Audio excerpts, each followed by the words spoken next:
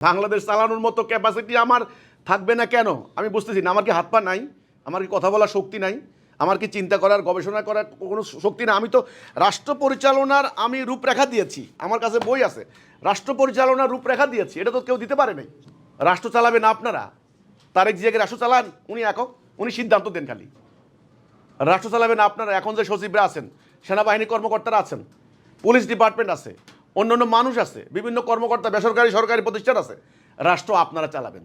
জজ সাহেব আছেন, বিচার করেন, তার ম্যাজিস্ট্রেট সাহেব আছেন, তো কাজে রাষ্ট্র আপনারা চালাবেন, বাট সিদ্ধান্ত হবে আল্লাহর বিধান। এটা কোনো জটিল ব্যাপার না।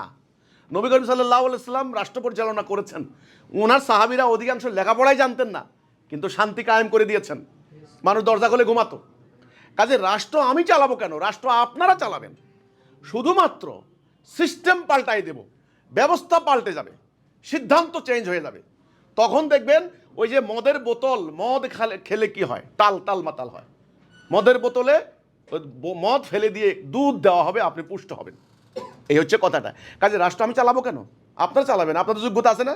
এই কথাটা বলেন খালি হিজবুত তৌহিদ রাষ্ট্র ক্ষমতায় গেলে রাষ্ট্র চালাইতে পারবে? পারবে না কেন? আপনারা রাষ্ট্র চালাবেন। আমি কি বলছি যে ডিসি বাদ, এসপি বাদ, টিএনও বাদ, তারপর সেনাপতি বাদ, সৈন্যবাদ, পুলিশের আইজি বাদ, এগুলো বলেছি? কোনো ব্যক্তির ব্যাপারে আমাদের কোনো অবজেকশন নেই, কোনো প্রতিষ্ঠানের ব্যাপারে কোনো অবজেকশন নেই।